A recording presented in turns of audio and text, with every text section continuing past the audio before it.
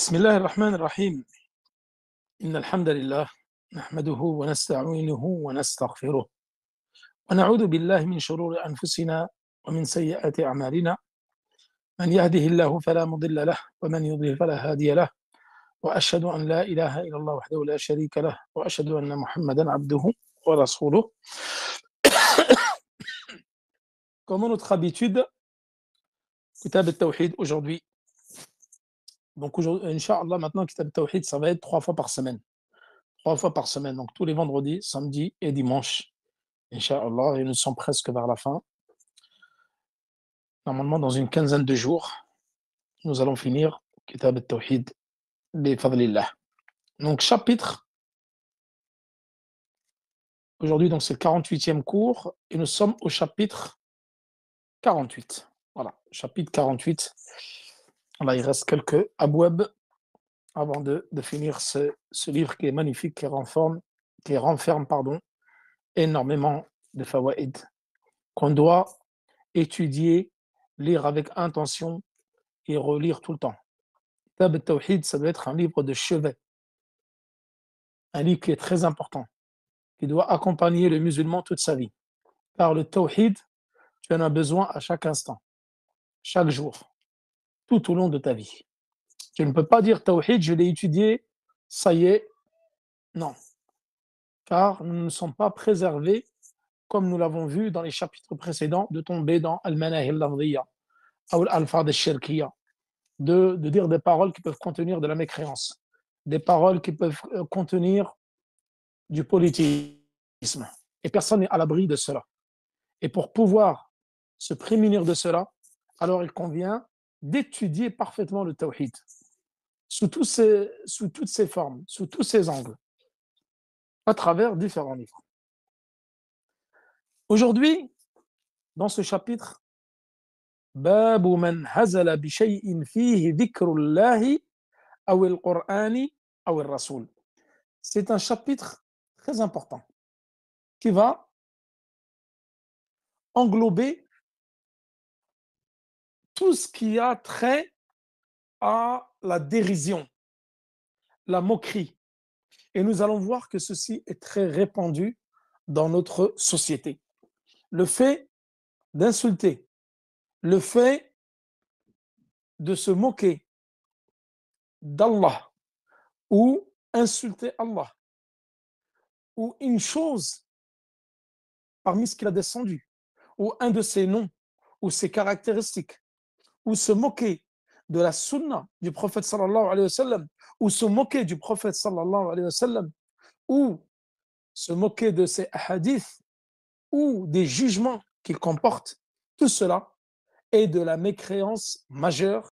Gare, gare à celui qui serait tenté de tomber dans ces choses-là. Se moquer, et nous allons voir qu'il y a l'insulte, il y a la moquerie concernant la sunna du prophète sallallahu alayhi wa sallam ou la religion d'Allah, et que ceci te fait sortir de l'islam. Et d'ailleurs, Allah subhanahu wa ta'ala, il en parle dans différents versets, de façon claire et de façon indirecte, de façon directe et de façon indirecte.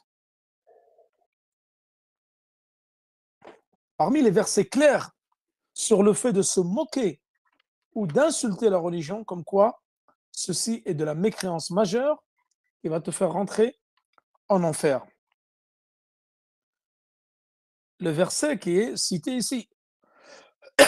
وَلَئِنْ سَأَلْتَهُمْ لَيَقُولُنَّ إِنَّمَا كُنَّا نَخُوضُ وَنَلْعَبُ قُلْ أَبِاللَّهِ وَآيَاتِهِ وَرَسُولِهِ كُنْتُمْ تستهزئون لا تعتذروا قد كفرتم بعد إيمانكم.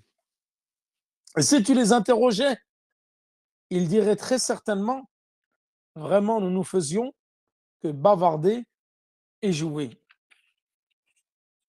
Dis-leur alors, c'est avec les versets d'Allah. Est-ce que d'Allah, de ces versets et de son messager que vous vous moquiez, alors vous avez cru, vous avez mécru après avoir cru. Donc ce verset qui est clair sur le fait de se moquer de la religion d'Allah subhanahu wa ta'ala, ou de ses versets, ou de son prophète. Également, وَمِنْهُمُ الَّذِينَ يُؤْذُونَ النَّبِيَّ وَيَقُولُونَ هُوَ أُذُنٌ. Parmi ceux qui se moquent du prophète sallallahu alayhi wa sallam. Également, إِنَّ الَّذِينَ يُؤْذُونَ اللَّهَ وَرَسُولَهُ لعنهم الله في الدنيا والآخرة وأعد لهم عذابا مهينا. Et ceux qui portent préjudice à Allah et à son prophète, Allah les a maudits dans cette vie-là et dans les deux-là. Et il leur a préparé un châtiment avilissant, un châtiment douloureux le jour de la résurrection. Lisez verset 57. Deuxième type de preuves qui sont des preuves indirectes et des preuves qui prouvent que al-istihza wa sikhriya, le fait de se moquer et de rigoler de la religion d'Allah, de ses versets, du Coran, du prophète sallallahu alayhi wa sallam, sont de la mécréance majeure. Allah subhanahu wa ta'ala dit dans le Coran: Inna alladhina ajramu kanu min alladhina amanu yadhakun wa idha marru bihim yataghamazun. Donc là, lorsqu'ils passaient devant eux, ils rigolaient.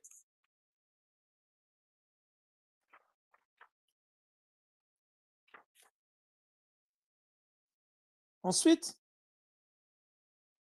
وإذا انقلبوا إلى أهلهم انقلبوا فكهين وإذا رأوهم قالوا إن هؤلاء لضالون. Les criminels riaient de ceux qui croyaient. Donc ils se moquaient de ceux qui croyaient. Et passant près d'eux, ils se faisaient des œillades, des clins d'œil. Et retournant dans leur famille, ils retournaient en plaisantant. Et en les voyant, ils disaient: ce sont vraiment là les égarés. Donc là, ils décrivent les croyants comme étant les égarés. Et ils décrivent cette religion comme étant de l'égarement. Donc ça, c'est qui? C'est les mécréants qui se moquaient des croyants et de la religion d'Allah subhanahu wa ta'ala. Et ils disaient: ce sont des égarés. D'ailleurs, ce chapitre-là, le fait de se moquer de la religion d'Allah subhanahu wa ta'ala ou de tourner en dérision, une chose dans laquelle Allah subhanahu wa ta'ala, le Coran et la Sunna sont mentionnés, c'est exactement ce qu'a cité Cheikh Mohammed ibn Abdel Wahhab dans le 6e annulatif des annulatifs de l'islam. Donc ça, c'est un livre que nous n'avons pas eu l'occasion d'expliquer et j'espère que nous aurons l'occasion de le faire prochainement, Inch'Allah. Donc là, le 6e annulatif, Cheikh Mohammed ibn Abdel Wahhab, lorsque vous allez dans les annulatifs de l'islam, il dit: As-sadis man istahza'a bi shay'in min dinillahi aw min dinir rasul aw thawab Allah aw iqabihi kafar wa ad-dalil qawluhu ta'ala qul abillahi wa ayatihi wa rasulihi kuntum tastahzi'un la ta'tadiru qad kafartum ba'da imanikum. Donc là, le 6e pilier, celui qui se moque de quelque chose de la religion du messager, de la récompense d'Allah, de son châtiment, mécroit. La preuve est la parole du Très-Haut dans ces versets que nous avons cités. Dit: est-ce d'Allah, de ces versets de son messager, que vous vous moquez? Ne vous excusez pas. Vous avez bel et bien rejeté la foi après avoir cru. Donc ça, c'est le verset 55 et 56. Donc ce chapitre, il est très important. Car déjà, Cheikh Mohammed Abdel Wahhab, il l'évoque dans Nawaqid al-Islam, dans les annulatifs de l'islam. Donc cela implique que de se moquer de la religion du prophète ou du jugement d'Allah subhanahu wa ta'ala ou de ses versets ou de la religion d'Allah, alors c'est un acte de mécréance majeure. Donc ceci te fait partie de l'islam et tu n'as pas d'excuse concernant cela. Et d'ailleurs, Cheikh Mohammed ibn Abdel Wahhab, il dit à la fin de son livre: La farqa bayna al-hazili wal-jaddi. Il n'y a pas de différence dans ce bab, c'est-à-dire le fait de se moquer de la religion, d'insulter la religion ou le prophète ou le Coran. Il n'y a aucune différence entre le fait d'être sérieux et de plaisanter. Donc, même si tu te moques de la religion ou tu te moques de la sunna du prophète sallallahu alayhi wa sallam, comme beaucoup ont tendance à le faire, ils vont se moquer de quelqu'un qui est habillé en qamis, ils vont se moquer d'une sœur qui est habillée en djilbab, ils vont se moquer de quelqu'un qui a la barbe. Par exemple, certains se moquent des sœurs qui portent des djilbab, qui portent le niqab. Il dit, on dirait un fantôme, on dirait quelqu'un qui porte une cape, on dirait quelqu'un qui porte une tente. Tout cela, ça rentre dans ce chapitre-là. En faisant cela, même si ton but c'est de faire rire l'assistance, alors cela te fait sortir de l'islam. Donc c'est une chose qui est très très grave. Et ne pas prendre à la légère, se moquer de la barbe de quelqu'un ou de la sunna de quelqu'un, ceci est un acte de mécréance majeure qui fait sortir de l'islam. Et Cheikh Mohammed ibn Abdel Wahhab, il dit il n'y a aucune différence dans cela, le fait de se moquer de la religion, entre celui qui plaisante et celui qui est sérieux. Illa al-mukrahi, sauf celui qui est contraint. Donc, comme cela était le cas de Ammar ibn Yasser lorsque les politistes l'ont contraint à dire des paroles de mécréance. Mais son cœur était apaisé par la foi. Donc, le prophète sallallahu alayhi wa sallam lui a dit que toi, tu ne fais pas partie de cela. Car il était obligé de dire des paroles de mécréance sous la contrainte, sous la torture, sous la menace des morts. Cela ne rentre pas dans ce chapitre-là. Le Cheikh Mohammed ibn Abdel Wahhab dit la contrainte ne rentre pas dans le chapitre des analytiques de l'islam.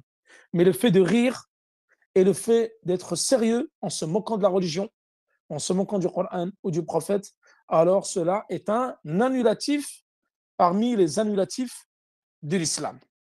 Ce verset du Coran, voilà in sa'altahum, donc qui est dans le surat al-Tawbah, le repentir. Nous allons voir cette sourate. Allah subhanahu wa ta'ala, il décrit ici les différentes caractéristiques des hypocrites. Et dans cette sourate, il parle des hypocrites. Et nous allons voir que les gens qui sont visés dans ce verset sont les hypocrites. Et quelle est la cause de la révélation de ce verset? Les savants, ils disent, ce verset est descendu lors de la bataille de Tabouk, donc qui est la dernière bataille que le prophète sallallahu alayhi wa sallam a faite avant donc sa mort et avant le pèlerinage d'adieu. Donc ils étaient donc à la bataille de Tabouk, et pour passer le temps, des fois en temps de guerre, etc., les gens ont tendance à raconter des histoires, à raconter des choses drôles, etc., pour distraire les gens ou pour détendre l'atmosphère, ou pour tout simplement passer le temps. Alors, une personne parmi l'assistance a commencé à parler. Et ça, c'est ce que nous allons voir, c'est ce que raconte le hadith de Abdullah ibn Omar, jusqu'après. Donc, Ibn Omar, avec Mohammed ibn Ka'b et Zayd ibn Aslam et Qatada.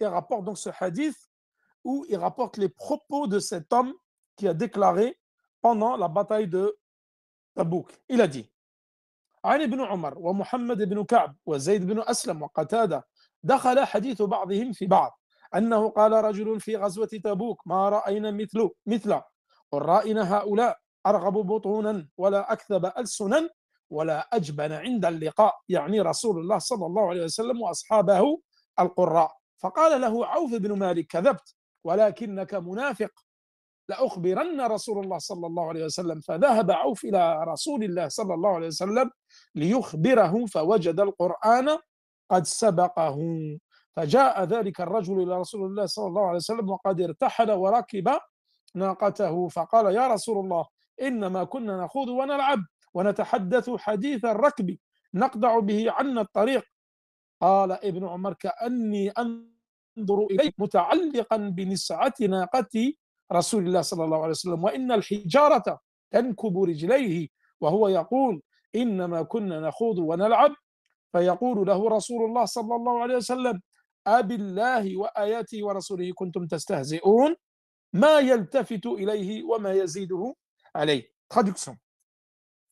Là, Ibn Omar, nous allons voir que là, ceux qui rapportent le hadith, c'est un compagnon qui est Ibn Omar, le fils de Omar ibn Khattab, Mohammed ibn Ka'b qui est un tabi'i, donc la génération qui sont venus après les compagnons, Et il y a Zayd ibn Aslam qui est un tabi'i, et Qatada qui est un tabi'i également. Qatada qui est également un tabi'i. Ils rapportent un hadith composé de leurs propos respectifs que lors de la bataille de Tabouk, un homme déclara: jamais nous n'avons vu d'individu plus vorace, plus menteur et plus lâche lors d'un assaut que ses lecteurs. Les lecteurs ici, comme nous allons voir, c'est-à-dire quoi? Al-Qurra. Il parle ici des compagnons du prophète sallallahu alayhi wa sallam avec lui dedans, c'est-à-dire le prophète sallallahu alayhi wa sallam. Nous allons expliquer le hadith. Désignant par lecteur le prophète et ses compagnons qui étaient assidus dans la lecture du Coran. Aouf ibn Malik était présent. Aouf ibn Malik qui dit: dites alors à cet homme, tu mens. Parce qu'Aouf ibn Malik était un compagnon qui était présent à cette bataille. Tu mens. D'ailleurs, tu n'es qu'un hypocrite. Et je m'en vais de ce pas informer le prophète sallallahu alayhi wa sallam de tes propos. Aouf alla donc voir le prophète sallallahu alayhi wa sallam pour l'en informer. Mais la révélation divine l'avait précédé. L'homme qui avait tenu des propos malveillants vint au prophète alors que celui-ci quittait les lieux sur sa chamelle. L'homme s'expliqua: ô messager d'Allah, nous ne faisions que bavarder et discuter concernant, comme les gens discutent ou comme les voyageurs discutent, afin d'atténuer la fatigue du voyage. Ibn Omar dit: je le vois encore s'agripper à la bride de la chamelle du prophète sallam, trébuchant sur les cailloux, jonchant le chemin en le suppliant. Vraiment, nous ne faisions que barder et jouer.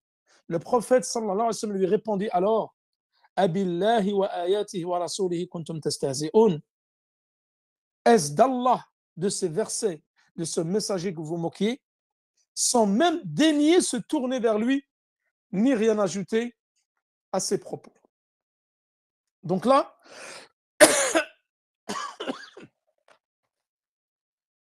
tout d'abord, le verset du Coran, il a été descendu donc concernant cette personne-là qui s'est moqué des compagnons du prophète sallallahu alayhi wa sallam et du prophète sallallahu alayhi wa sallam. Dans les livres de tafsir de ce verset, voilà, ce verset qui est dans Surat al-Tawbah, dans les livres de tafsir, vous trouvez que c'est Wadi'a ibn Thabit. Donc les savants disent que c'est cet homme-là qui se moquait de la religion d'Allah, qui se moquait des compagnons du prophète et du prophète. C'était Wadi'a ibn Thabit. Certains ils ont dit c'est Abdullah ibn Ubay ibn Salul. Mais ça, c'est une erreur de dire cela. Pourquoi? Parce qu'Abdullah ibn Ubay ibn Salul, il n'a pas participé à la bataille de Tabouk. Donc, ça ne pouvait pas être lui. Donc là, c'était bien Wadi'a ibn Thabit. Et dans ce chapitre, concernant la moquerie envers la religion d'Allah, ou le Coran, ou le prophète, ou la Sunna, il n'y a aucune différence, comme il l'a dit Cheikh Mohammed ibn Abdel Wahhab dans le 6e annulatif de l'islam, qu'il n'y a aucune différence entre le fait d'insulter, se moquer, que tu sois un haineux de l'islam, comme le font les Occidentaux, ou min bab al-mizah, c'est-à-dire ou sous le ton de la plaisanterie. Tu te moques du prophète, de la religion ou de la sunna du prophète ou les habits de l'islam, sous le ton de la plaisanterie ou sous le ton du sérieux, ou si tu es quelqu'un qui est haineux de l'islam. Il n'y a aucune différence.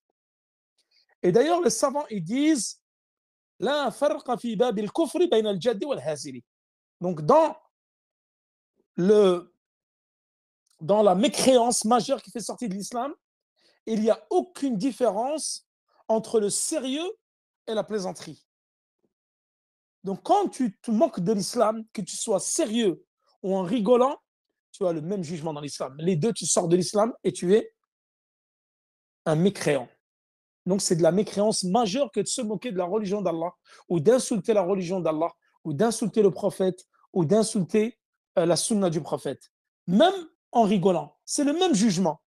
La seule chose où tu es excusé, comme il a dit Cheikh Mohammed Abdel Wahhab dans son excellent livre qui est Les annulatifs de l'islam, et donc il y en a 10, il en énumère 10, mais nous verrons qu'il y en a beaucoup plus que 10. Certains savants disent qu'au niveau des annulatifs de l'islam, il y en a jusqu'à 400.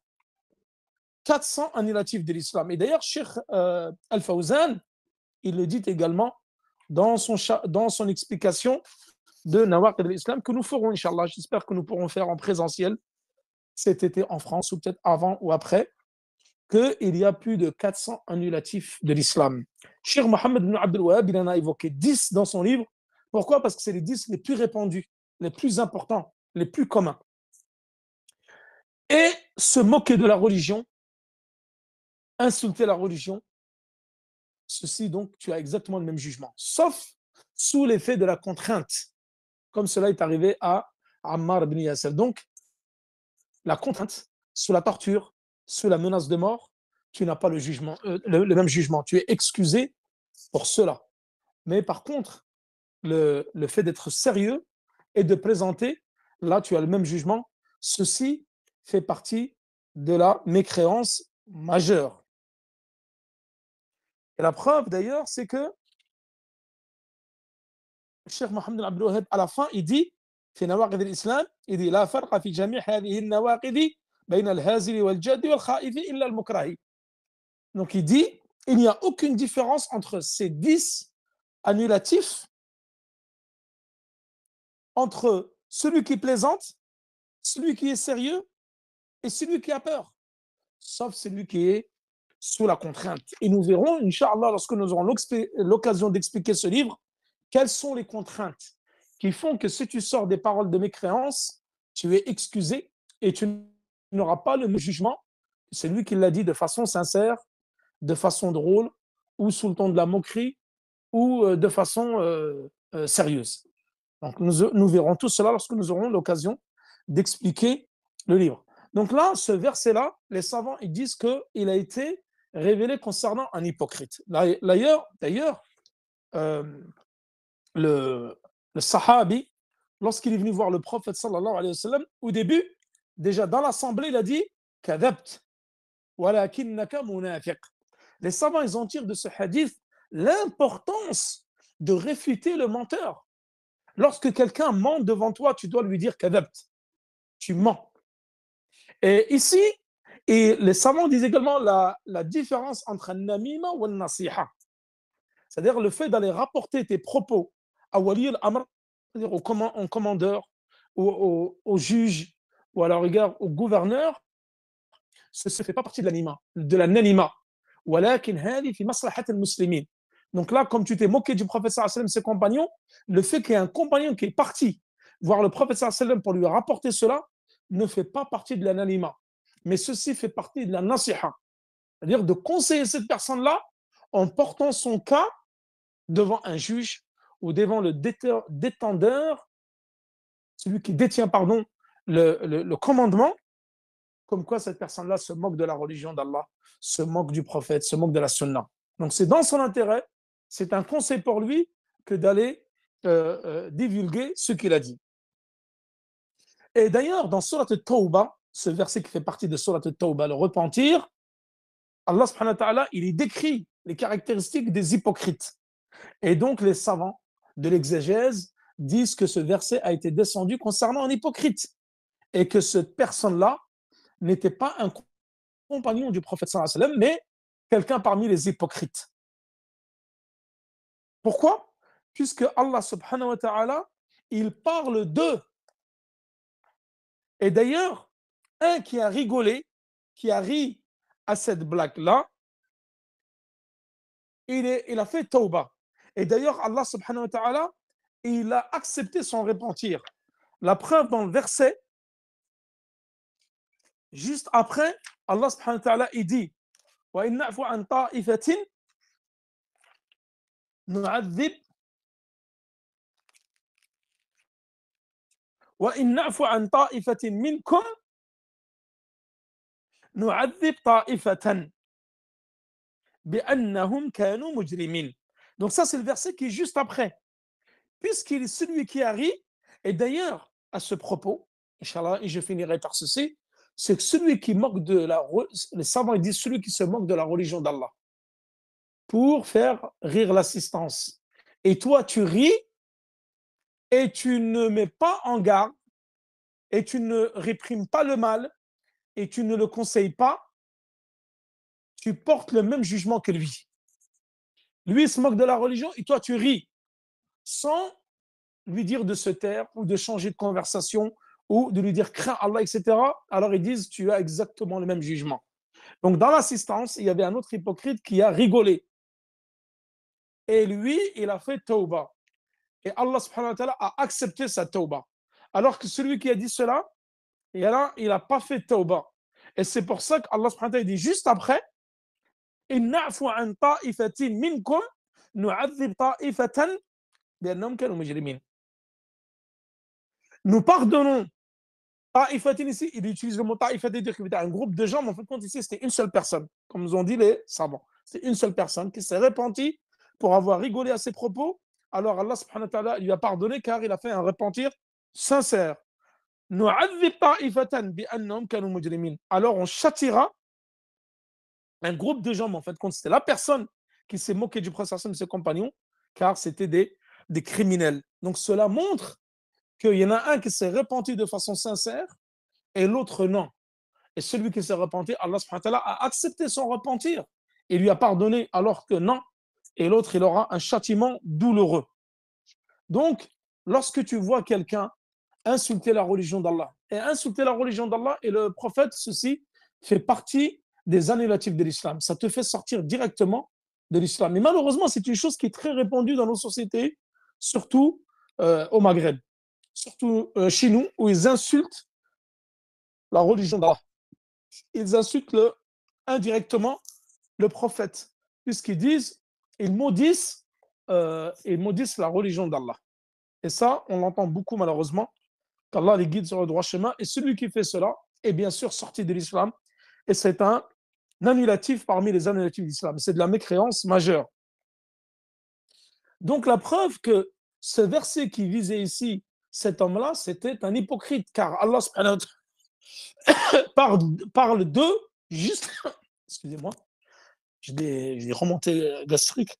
Donc il parle d'eux, Allah subhanahu wa ta'ala, juste avant ce verset-là. Et il parle des hypocrites. Ensuite, il dit Wala in sa'altahum. Et lorsque tu vas questionner qui? Puisque juste avant, on parle des hypocrites. Donc, quand tu vas les questionner, c'est qui eux? Ce sont les hypocrites. Donc, ce verset a été révélé concernant les hypocrites.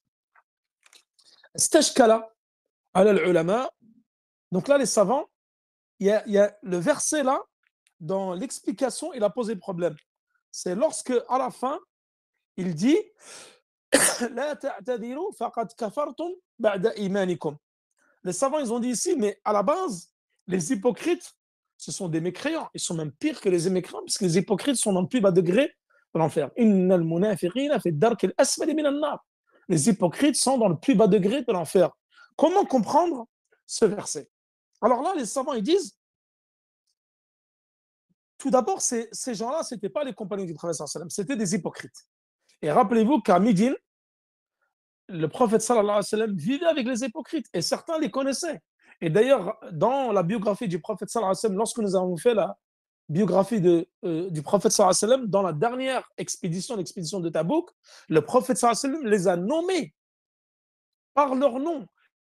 Les compagnons connaissaient certains, comme Abdullah ibn Ubay ibn Saloul et tant d'autres, qui étaient connus comme étant des vrais hypocrites, comme ceux qui d'ailleurs ils ont rebroussé chemin lors de la bataille de Hud, comme nous avons pu le voir à maintes reprises. Ils étaient 300 à rebrousser chemin lorsqu'ils sont partis avec le prophète sallam pour combattre les mouchriquines lors de la bataille de Hud qui a eu lieu 3e année de l'Hégire au mois de Shawwal. Ensuite, lors de la bataille de Hud, le prophète sallam de Tabouk, 9e année de l'Hégire, il leur a ordonné de détruire la mosquée qu'ils ont construite, Masjid Dirar, donc qui était une mosquée construite sur la mécréance et sur la séparation des musulmans. Il leur a ordonné, avant qu'il arrive à Médine, de la détruire. Et il a nommé les hypocrites par leur nom. Et les compagnons en connaissaient certains. D'autres non. Le prophète sallallahu alayhi wa sallam les connaissait également et il les a cités par leur nom. Et pourquoi le prophète sallallahu alayhi wa sallam ne les a pas combattus, ne les a pas tués? Et il a dit pour pas que les gens, c'est-à-dire les Qurayshites, les Kuffars disent que Mohammed tue ses compagnons, car eux, ils étaient dissimulés parmi les musulmans. Donc eux, ils faisaient en apparence d'aimer l'islam, pratiquer l'islam en apparence, mais ils détestaient l'islam et détestaient le prophète sallallahu alayhi wa sallam en cachette. Donc eux, zahiran, en apparence, on leur a donné le statut de musulmans, de croyants. Mais de façon cachée, hukman, c'était des mécréants. Et là, les savants ils disent qu'après la révélation de ce verset, donc une fois que tu as dit ces paroles-là, alors cet hypocrite-là est devenu zahiran wa hukman kafiran. C'est-à-dire qu'au début, zahiran, en apparence, il était musulman croyant. Wa haqiqatan, mais véritablement, il était mécréant, puisque c'était un hypocrite. Mais après avoir dit ces mots, s'être moqué du prophète et de ses compagnons, alors c'est devenu en apparence un mécréant, c'est-à-dire d'apparence mécréant et en réalité mécréant. Alors qu'avant cela, les hypocrites avaient un double statut. Musulmans d'apparence, parce qu'ils faisaient la prière, ils faisaient les jeûnes, etc. Mais en réalité, dans leur cœur, ils détestaient l'islam et la religion du prophète sallallahu alayhi wa sallam et le prophète sallallahu alayhi wa sallam. Voilà donc pour l'explication de ce hadith. Et là, nous verrons de ce verset. Et dans ce hadith, l'homme, il est allé s'excuser auprès du prophète sallallahu alayhi wa sallam. Et le prophète sallallahu alayhi wa sallam ne s'est pas retourné. Pas une seule fois. Et malgré qu'il a avancé une excuse, nous parlions comme ça pour nous occuper, pour passer le temps, nous amusions, nous n'étions pas sérieux. Malgré qu'il ait avancé cette excuse-là, le prophète ne cessait de répéter